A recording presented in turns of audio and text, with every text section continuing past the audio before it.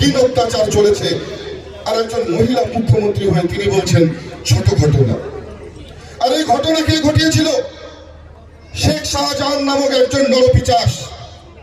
যখন শেখ শাহজাহানের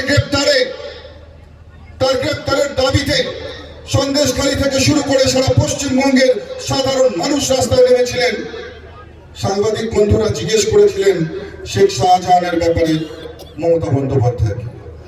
উনি বললেন শেখ শাহজাহান নাকি দুষ্টু ছেলে, যারা মায়েদের সম্ভ্রম লুট করছে, যারা মায়েদেরকে অপমানিত করছে, যারা তৃণমূল কংগ্রেসের পার্টি অফিসে ডেকে নিয়ে গিয়ে রাত 12টায় মায়েদের উপর অত্যাচার চালাচ্ছে, যে লোকটা অত্যাচার চালাচ্ছে, মমতা বন্দ্যোপাধ্যায় বলছেন সে নাকি দুষ্টু ছেলে।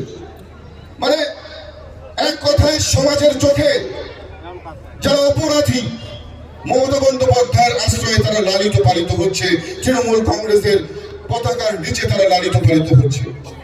তবে আমি এই মঞ্চ থেকে জানিয়ে দিতে চাই, 2019-এর নির্বাচনের পরবর্তী সময়ে আমরা আমাদের কর্মীদেরকে অনুরোধ করেছিলাম আপনারা সংযত হবেন, আপনারা শান্ত হয়ে যান। কিন্তু 2021-এর নির্বাচনের পরবর্তী সময়ে যে অত্যাচার সমগ্র বাংলা জুড়ে চলেছে, সমগ্র শীতলকুচি জুড়ে চলেছে, শীতলকুচির মানুষ, ভারতীয় জনতা পার্টির মানুষ, শীতলকুচির সাধারণ মানুষ সেই অত্যাচারের কথা ভুলে যায়নি। সেই অত্যাচারটা মনের মধ্যে রেখেছে, সেই হিসেবটা মনের মধ্যে লিখে রেখেছে। আর 2024-এর এই নির্বাচনের পর যখন ফল প্রকাশ হবে, ফল প্রকাশ হবার পর মাননীয় মুখ্যমন্ত্রীর আদরের এই দুষ্টু ছেলেরা যেখানেই থাকুক না কেন, শীতলকুচির মানুষ তাদেরকে খুঁজে বের করবে। এর দায়িত্ব কিন্তু আমরা নিতে পারবো না। কারণ ভারতীয় জনতা পার্টির যারা কর্মী, যারা সৈনিক, তারা আর কিছু পারুক বা না পারুক, তারা হিসেবটা কিন্তু গড়ায় গন্ডায় মেটাতে পারে, তারা কিন্তু হিসেব মেটাতে জানে। তাই আমি সাবধান করে দিচ্ছি এই দুষ্টু ছেলেদের, এখনো সময় আছে, সাবধান হয়ে যান। ভারতীয় জনতা পার্টি আমরা শান্তিতে বিশ্বাসী, আমরা গণতন্ত্রে বিশ্বাসী। গণতন্ত্রের এই উৎসবে সাধারণ মানুষ কাতারে কাতারে মানুষ গিয়ে সেই উৎসবকে মহোৎসবে পরিণত করবে, আমরা এতেই বিশ্বাস করি। কিন্তু তৃণমূল কংগ্রেস তারা ভেঙে দাও, গুড়িয়ে দাও এই রাজনীতিতে বিশ্বাসী।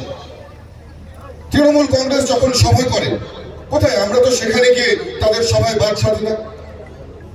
কিন্তু ভারতীয় জনতা পার্টির সভা হলে তৃণমূল কংগ্রেসের একটাই কাজ, লাঠি সোটা নিয়ে রাস্তায় দাঁড়িয়ে আমাদের কর্মীর উপর অত্যাচার করা। এটা কোথাকার রাজনীতি? এটা কোন ধরনের গণতন্ত্র? মমতা বন্দ্যোপাধ্যায় কি ধরনের শাসন এখানে চালাতে চাইছে? আমি অত্যন্ত ব্যথিত যে বাংলায় দিন পরিবর্তনের আশা দেখে মমতা বন্দ্যোপাধ্যায় আজকে তার চেয়ারে বসেছেন, গদিতে বসেছেন, তিনি সেসব কথা ভুলে গিয়ে এক অত্যাচারী শাসকের রূপ নিয়ে সাধারণ মানুষের উপর অকথ্য অত্যাচার করে যাচ্ছেন দিনের পর দিন।